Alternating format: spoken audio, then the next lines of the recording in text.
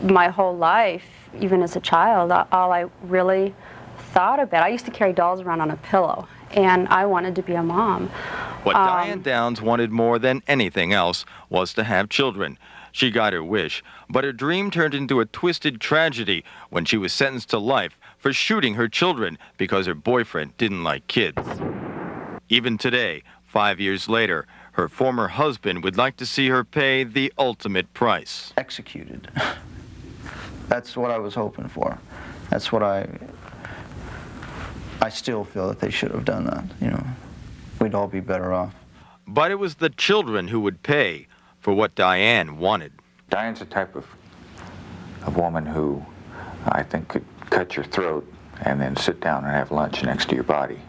I wouldn't walk in there and say, this weird person came up out of nowhere and shot us for no reason and just left.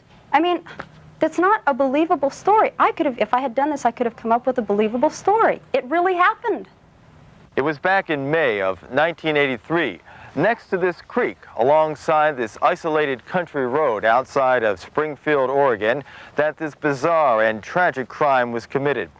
It was around 9:45 in the evening when Diane Downs said a man flagged down her car and demanded her keys. When she refused, he pulled out a pistol and shot her and her 3 small children. I could smell the blood, I could smell the gunpowder, it was just a really, really horrible feeling. But Diane says she somehow managed to escape and rushed to a nearby hospital. 7-year-old Cheryl was dead on arrival. 8-year-old Christy was shot twice in the chest. 3-year-old Danny was shot in the back and lay paralyzed. Diane, however, received only wounds to her forearm. It was all wrong. From the beginning, it was wrong. Detective Doug Welch was one of the first officers at the hospital that night, and although he didn't realize it at the time, this case would consume his life for many months to come. Here was a woman who was completely apathetic about the welfare of her kids. She was just emotionally flat and preoccupied with something else. That evening and the next day, police were out in full force, looking for any clues that would lead them to the man that Diane claimed did the shooting, later to be known as the bushy-haired stranger. I'm throwing the keys, okay? I'm throwing the keys. 4 days later, as one child was being buried, the other 2 still in intensive care, Diane reenacted for police what happened that night. Besides wondering why a woman with children would stop her car and get out for a strange man, detectives couldn't help but notice Diane's seemingly carefree attitude. I just hit my cast. Started the car and left. The car door shut itself. God damn. Sure, I could sit here and cry and be all upset. And what's it going to prove? It proves nothing. I am who I am, and I can't prove that I'm anybody other than what I am. Diane was brought up in a strict religious family in Phoenix. She graduated from high school with straight A's. She married Steve Downs at 17, and almost immediately they had children. I got pregnant when I wasn't allowed to, and I'm not saying he forbade me to get pregnant, but I didn't consult him. I wanted to have children, and so I got pregnant without asking permission. Well, once she had the kids, you know, it was another story, you know. Well, she treated them like crap, you know. She really didn't treat them very good. Christy and Cheryl came early in the marriage. Little Danny came later, the result of an affair. Diane then became a surrogate mother, bearing a child for another woman. After 8 years, the marriage ended in divorce. This was a woman that really got around, you know. Of course, I really didn't know that. Hey. You know, you're not supposed to, you're the husband. You're supposed to be the last to know. In 2 years' time, I had 10 separate lovers. 2 years. That's not very many, and less than half of them were married. Diane worked as a letter carrier here at the Chandler Post Office just outside of Phoenix. This is where she would meet a fellow employee, a married man who she would have an intimate relationship with. According to Oregon police, that man would be the reason why she would later try to kill her children. Robert Knickerbocker told Diane he would divorce his wife of 10 years and marry her. But there was one problem. You see, he didn't have kids, and he didn't want kids. Well, hey, I don't have a problem with you having a relationship with anybody, you know. especially if, if it's going to work into something serious, and how does he feel about the kids? Oh, well, he doesn't want anything to do with the kids. He hates kids, he can't have kids, and he had a vasectomy so that he can't have kids, on and on and on. Diane and the children moved to Springfield, Oregon. She set up a new life in this apartment house and waited for her boyfriend to get a divorce and join her, but he never showed up.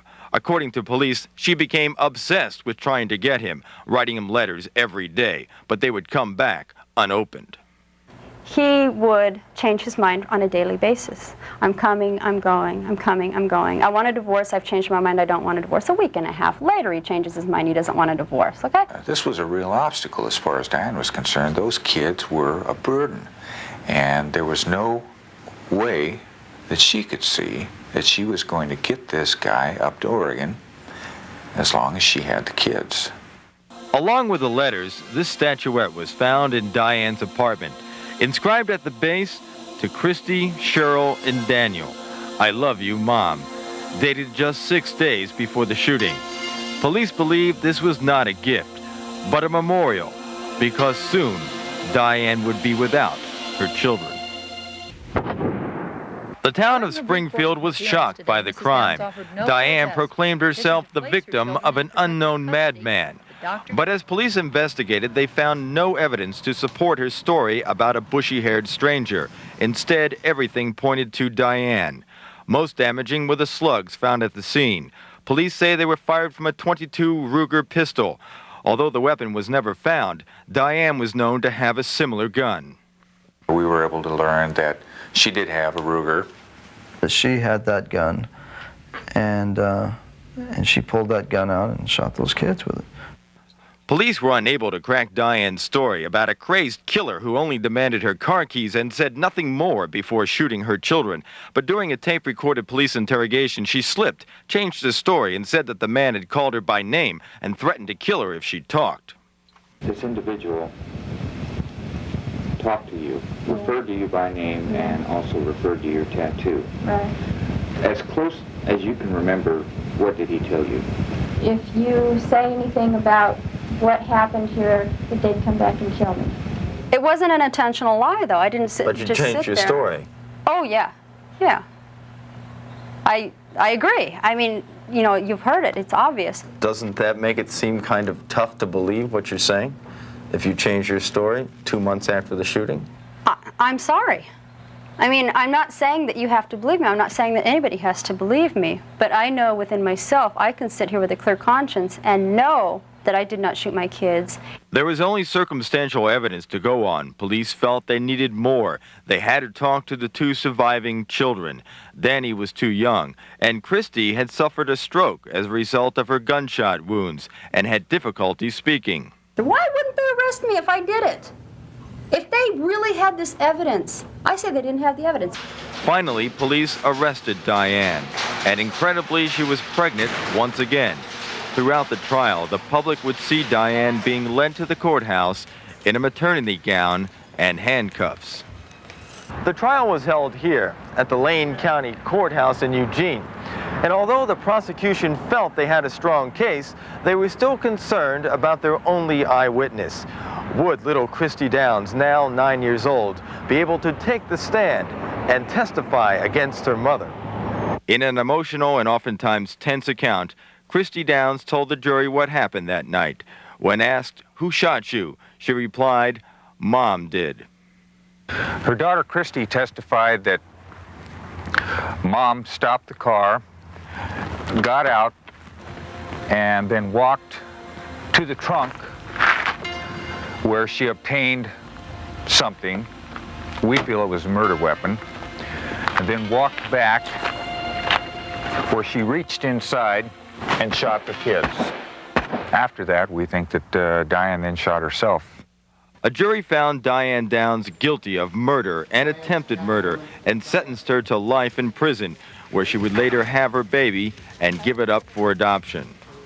But after serving only 3 years in prison, she escaped by scaling over a barbed wire fence. Diane was now on the run and a threat once again, but she says she was looking for the bushy-haired stranger. I wanted revenge at that time. I wanted to do some really obscene things to his body. But instead, 11 days later, she was apprehended, hiding in a nearby house with a former cellmate's husband. Diane Downs is now held in a maximum security prison in New Jersey, where she's working on her latest appeal. Why are you here? I don't know. I don't know. Doesn't that kill you? No, Why? I'm a survivor. She's destroyed so many people, and I think without one shred of regret. I don't think there's any regret in her body.